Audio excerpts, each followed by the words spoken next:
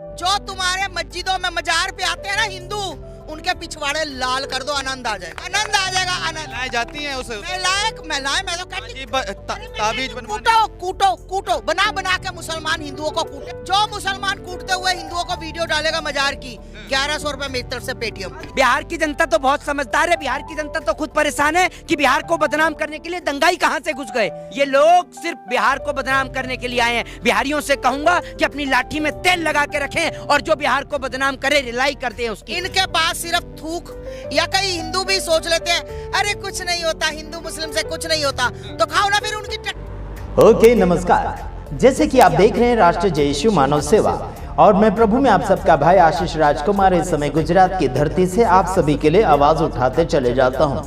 देश भर में हमें शांति तो नजर नहीं आती, लेकिन अशांति ज्यादातर संसार भर में फैलती चली जा रही है। उस बात को मद्देनजर रखते हुए आप सभी के सामने मैं परमेश्वर का कुछ वचन लेकर आना चाहता हूँ। संसार भर में अगर स्कूल में पढ़ाया जाता है तो बच्चों को सही मार्गदर्शन में ले जाने के लिए पढ़ाया जाता है और उसे असली नॉलेज या फिर असली बातें प्रकट करने के लिए उसे वहां पर बुलाया जाता, सिखाने के लिए। ठीक है, तो मेरे तमाम भाइयों बहनों इस समय बात करना चाहता हूँ। लगातार मैं कुछ सेवक सेविकाओं को भी साथ देना चाहता और साथ ही साथ उन लोगों को सुधारने के लिए भी हम कोशिश के ऊपर कोशिश करते चले जा रहे हैं। लेकिन हम अगर किसी के खिलाफ में बोलते हैं तो वो सामने हमारे वीडियो बनाने लग जाते हैं, अनब सनब नाम भी देते हैं और अनब सनब काम भी देते हैं। बोलते हैं कि ये काम करने वाला होगा, ये काम करने वाला होगा, ऐसा होगा, वैसा होगा।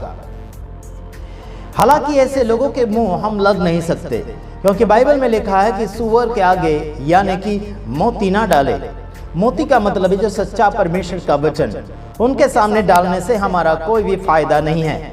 वो अपने पैरों के नीचे रोंदेंगे और सामने फाड़ खाने के लिए दौड़े चले आएंगे, है ना। कुछ दिन पहले मैंने कुछ लोगों का विरोध किया था, 4-5 लोगों का विरोध किया था। सामने उल्टा वीडियो बनाने लगे। हमने कहा था कि अगर कुछ बातचीत करनी है तो जरूर मुझे आप कॉल कीजिए ताकि हम कुछ वार्तालाप कर सके, लेकिन उनके अंदर हिम्मत नहीं रही और ये डरते हैं कि उनका वीडियो क्या बोलना चाहिए कि उनका नंबर भी वायरल करने के लिए डरते हैं।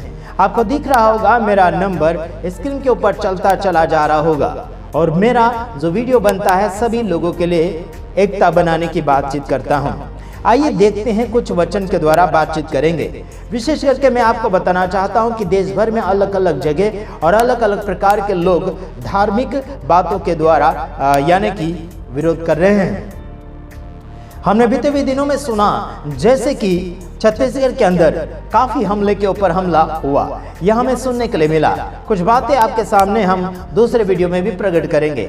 इससे पहले कि हम बात करेंगे, राजस्थान बांसवाड़ा के अंदर चर्च को मंदिर में कन्वर्ट कर दिया गया, उसके खिलाफ में मैंने आवाज उठाई थी।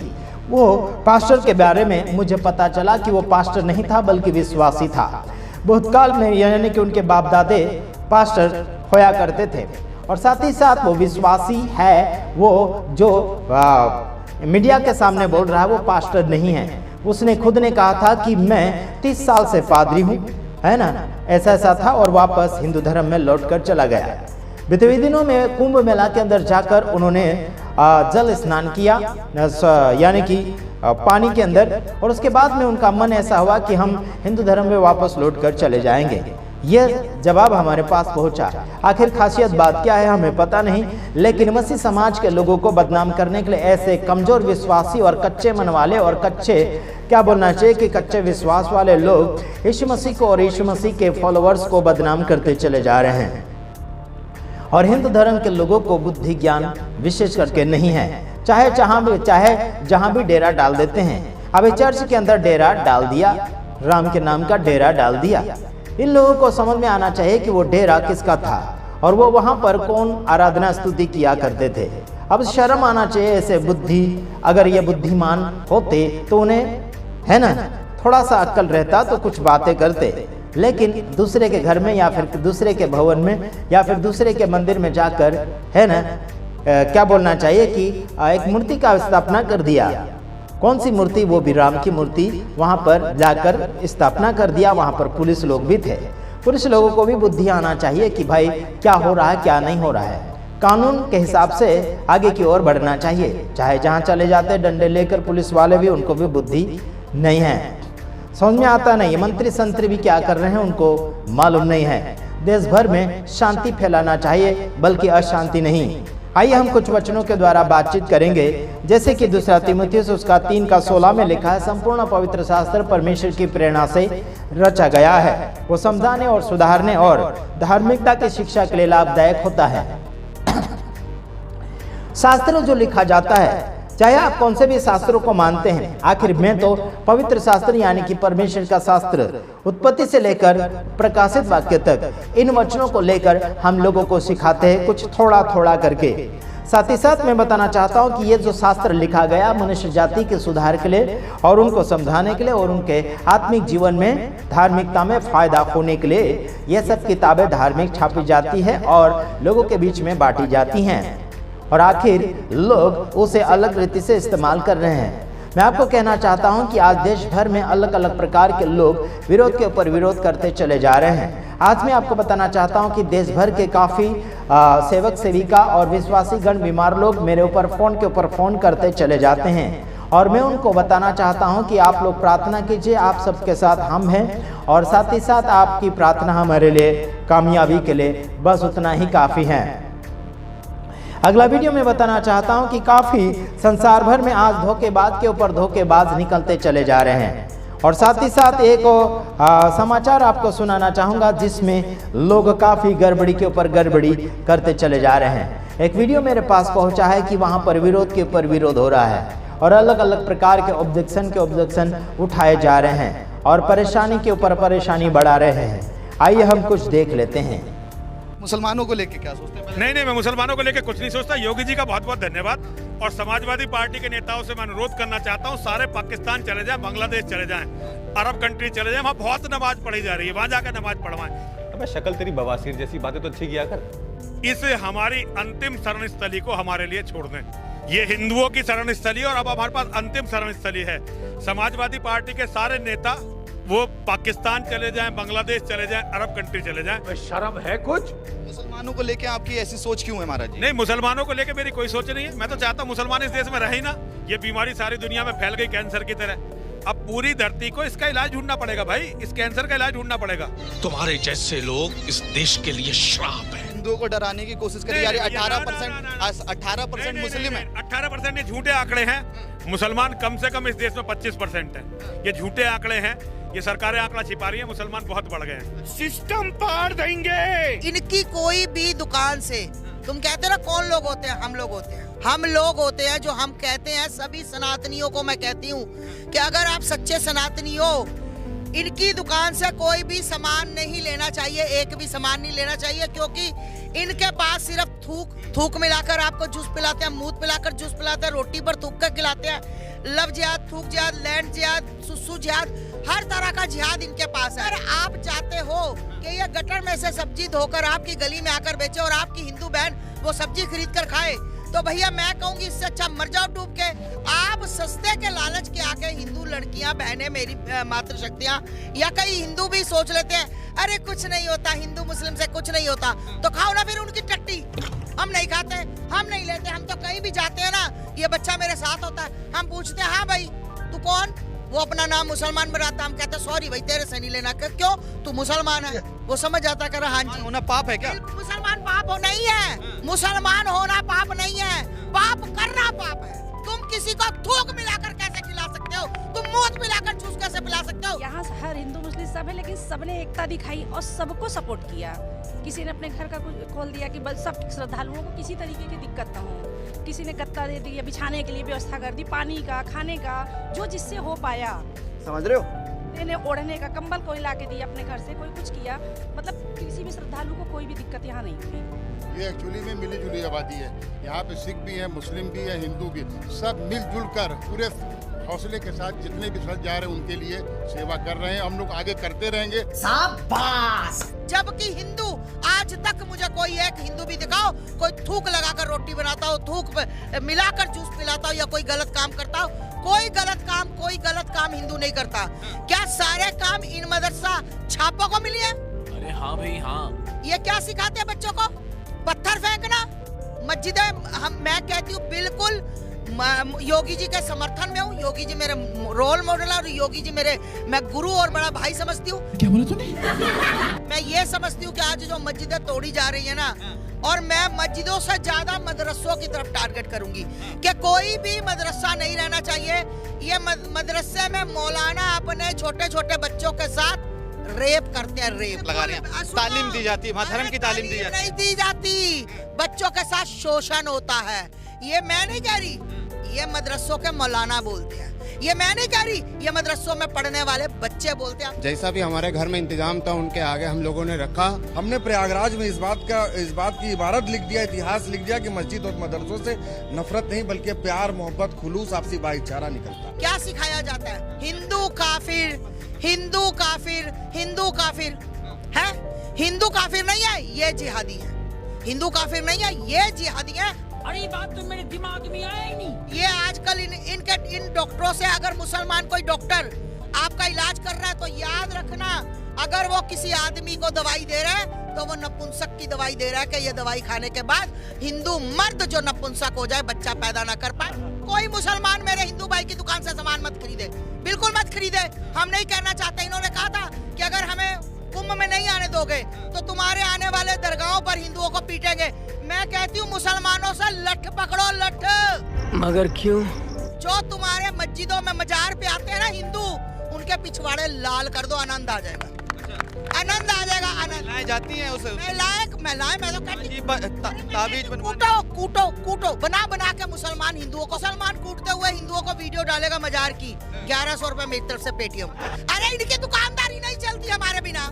अरे हमारी वजह से तो दुकानदारी चल रही है। हमारी बहनें जाकर वहाँ मत्था टेकती हैं तो बेचारों के घर में भोजन आता है। आटे के से भूखे मरते हैं। मैं आपको बताऊं, ये जो दरगाहें हैं ना, ये हमारे ही पैसों से चल रही हैं। कब हो गई? यहाँ सनातन में सिर्फ प्यार, मोहब्बत, क्या समझे, निष्काम भावना, ये सिखाई जाती है। सनातन में कभी ईंट पत्थर चलाना नहीं सिखाया जाता। सनातन में थूक फेंकना नहीं सिखाया जाता। कितना गंदा आदमी। आप क्या साबित करना चाहते हो कि इस देश का मुसलमान गद्दार है? आपको पढ़ाया आपने इस देश का इतिहास? आप एक बात मुझे बताइए, बहादुर शाह जफर ने अपने दोनों बच्चों को इस देश के लिए कुर्बान कर दिया। आपने वीडियो देखा होगा, वहां पर क्या हो रहा क्या नहीं हो रहा। साथ ही साथ आप सभी को मैं इतना बताना चाहता हूं, भारत देश के जितने भी धर्म के नाम पर लड़ाई करते हैं उन सभी को एक बात बताना चाहता हूं, धर्म के नाम पर लोग इधर उधर जाया आया करते हैं शांति पूर्वक अपने जीवन को व्यतीत करने के लिए, और शांति पूर्वक अपने जीवन को अद्भुत विधि से बनाने के लिए कोशिश कर रहे हैं। उन सभी को रोक टोक किया जा रहा है। मध्य प्रदेश के मुख्यमंत्री यानी कि जिसका नाम है मोहन यादव, उसने भी एक ऑर्डर जारी कर दिया है कि जो कोई भी धर्म परिवर्तन करता है या फिर लाचार लड़कियों के ऊपर या फिर महिलाओं के ऊपर अत्याचार करता है, बलात्कार करता है, उसके ऊपर फांसी की सजा सुनाने की बातचीत करी है। वो देश भर में अलग अलग यूट्यूब चैनल के ऊपर वो वीडियो वायरल होता चला जा रहा है। उससे पहले मेरे यूट्यूब चैनल के ऊपर मैंने छोड़ा था वो वीडियो। और खासियत बात ये कहना चाहता हूँ कि अरे यार, धर्मों के नाम पर इधर उधर मारा तोड़ी करने के लिए कोशिश कर रहे। क्या कभी इंसान की जिंदगी सुधारने के लिए बातचीत करी? क्या कभी बोला इंसान को कि अगर आप जीवन नहीं सुधारोगे तो फांसी की सजा देंगे? कभी सुनाई? मंत्री संतरी को भी मैं एक बात बताना चाहता हूं कि अगर कोई व्यक्ति बिगड़ रहा है, मार ठोक कर रहा है, नस्ली चीजें कर रहा है या फिर गंदी हरकतें कर रहा है या फिर लूटपाट कर रहा है, क्या कभी उसको डराया धमकाया? नहीं, उसे डराया धमकाया नहीं, बल्कि एक नाम पर यानी कि दो नाम पर धमकाया जा रहा है। बलात्कार के नाम पर धमकाया जा रहा है या फिर धर्म के नाम पर धमकाया जा रहा है। बोलते हैं कि धर्म परिवर्तन करेंगे उनको फांसी की सजा दी जाएगी, और बलात्कार करेंगे या फिर लाचार महिलाओं के ऊपर जो अत्याचार करेगा उसके ऊपर भी यानी कि फांसी की सजा सुनाई जा रही है। कभी किसी को बोला कि अगर आप दारू पी रहे हैं, आप दारू नहीं छोड़ेंगे तो आपको फांसी की सजा देंगे? कभी इसको डराने धमकाने के लिए कोशिश करी? नहीं करी। देश भर में अलग अलग जगह पर दारू अड्डे के लाइसेंस बनाए जा रहे हैं, और दारू अगर लोग इंसान पीते हैं तो इंसानों के जीवन खराब होते हैं, साथ ही साथ घर परिवार टूटता है, साथ ही साथ किडनी खराब होती है, साथ ही साथ उसके स्वास्थ्य के लिए हानिकारक होता है। क्या ऐसों को कभी रोकने के लिए कोशिश करी? मेरे तमाम भाइयों बहनों, ऐसी चीज़ों को रोकने के लिए मसीह समाज के लोग कर रहे हैं, उनका मैं सैल्यूट करता हूं। परमेश्वर ने बहुत ऐसे आशीष करे। वचनों के द्वारा वो समाचार देते हैं कि आपका जीवन सुधरना चाहिए, लड़ाई झगड़ा पाप गलती से दूर रहे, लूटपाट से दूर रहे और अपराधों से दूर रहे। ये समाचार मसीह समाज के लोग देते हैं। हालांकि लोगों को ऐसा लगता है कि धर्म परिवर्तन किया जा रहा है। हालांकि आपको अगर ऐसा लगता है तो कोई बात नहीं, धर्म परिवर्तन करने का एक लाइसेंस बना दीजिए, कोई बात नहीं। जो अपनी मर्जी से आता है उसको हम लाइसेंस दे देंगे या फिर आईडी प्रूफ दे देंगे, आप लोग बना के दे दीजिए, हम रजिस्ट्रेशन करने का खर्चा भी देते हैं। ठीक है। अगर कोई आरोप लगाता है कि कोई भी जबरदस्ती आरोप लगाता है, बोलते हैं कि बहला फुसलाकर डराकर धमकाकर धर्म परिवर्तन किया है और 2 बोरी चावल में इनका धर्म यानी कि कन्वर्ट कर दिया है, ऐसे आरोप लगाते हैं। साथ ही साथ मैं बताना चाहता हूं कि कौन सा ऐसे इतने लालची कैसे हो गए लोग जो एक क्या बोलना चाहिए, एक चावल की बोरी में धर्म कन्वर्ट कर रहा है।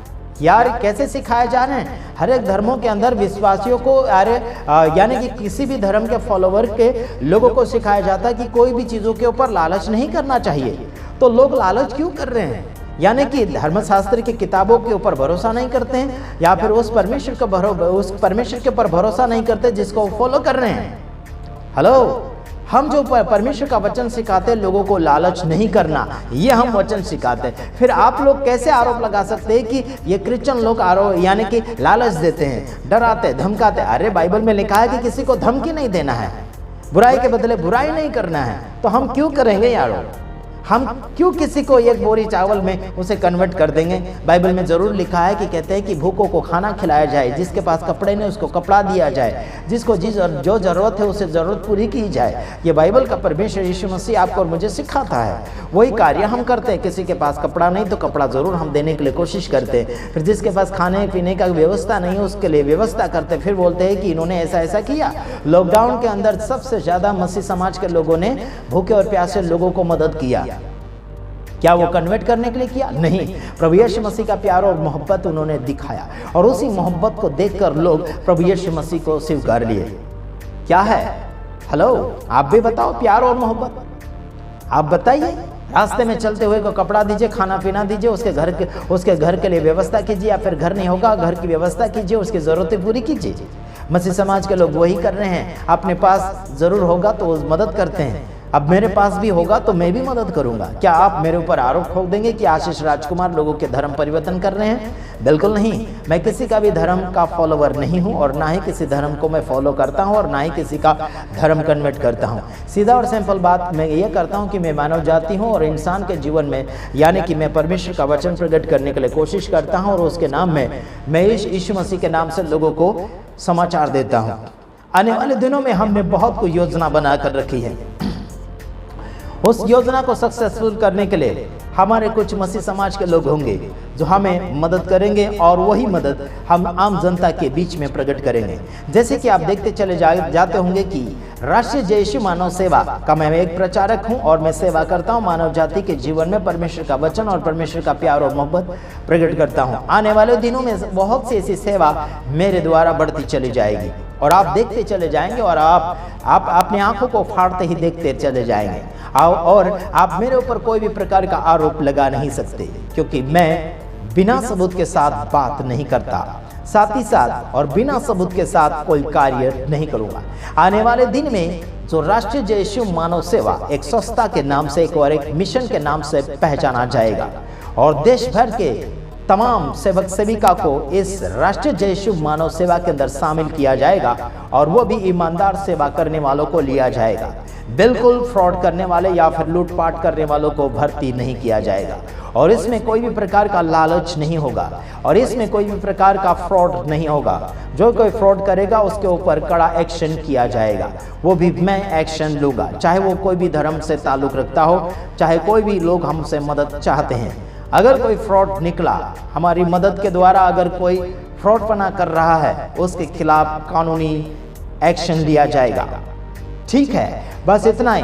देश भर के जितने भी मेरे साथी सेवक सेविका और मुझे फॉलो करने वाले, मेरे द्वारा प्रभु यीशु मसीह को फॉलो करने वाले, आप सभी का मैं धन्यवादी हूं। और साथ ही साथ जितने भी लोग मेरे वीडियो को पसंद करते, सबसे पहले लाइक करें। वीडियो देखने के बाद, वीडियो पसंद आने के बाद में लाइक करें, शेयर करें। ज़्यादा से ज़्यादा लोगों तक हमें वीडियो पहुँचाने की आवश्यकता है। ये मत कहना कि आशीष राजकुमार रुपए या डॉलर कमाने के लिए बैठा है, बिल्कुल नहीं। इस भावने से हम बिल्कुल आपके सामने वीडियो लेकर नहीं आते हैं। अगर हमें पैसा धन दौलत कमाना होता तो हम अच्छे खासे नौकरी कर सकते थे, दिखने में भी हम स्मार्ट है, हीरो एक्टिंग में हम थे। बीते हुए दिनों में यानी कि बीते हुए वर्षों में हम हीरो एक्टिंग कर रहे थे, लेकिन उस काम को भी छोड़कर हम प्रभु यीशु मसीह के नाम में ओरिजिनल एक्टिंग कर रहे हैं। इसमें हम कोई भी प्रकार का पैसा हासिल करने के लिए नहीं कर रहे हैं, बस मनुष्य जाति के जीवन चरित्र सुधर जाए और सही मार्गदर्शन में चले, यही हमारा सपना और इरादा है। और भी बहुत से इरादे हैं जो आपके सामने हम प्रकट करते चले जाएंगे आने वाले दिन में। विशेष करके संपूर्ण पवित्र शास्त्र परमेश्वर के यानी कि परमेश्वर की प्रेरणा से रचा गया है। क्यों रचा गया? मनुष्य जाति के जीवन को सुधारने के लिए और साथ ही साथ उपदेश देने के लिए और समझाने के लिए और सुधारने के लिए और धार्मिकता में उपयोग करने के लिए यह शास्त्र लिखा गया है। आखिर आप क्या समझते हैं मुझे पता नहीं। परमेश्वर आप सभी को आशीष करे और लगातार आगे की ओर बढ़ते चले जाए। जो लोग हमारा विरोध करते हैं प्रभु आप सबको आशीष करे। अलग अलग प्रकार से लोग मेरा विरोध कर रहे हैं, कोई बात नहीं, कोई हरकत नहीं, धन्यवाद। प्रभु आप सबको आशीष करे और आगे की ओर बढ़ते चले जाएगा। ओके, हम दूसरे वीडियो में मिलेंगे, तब तक के लिए नमस्कार। प्रेज द लॉर्ड, आमीन।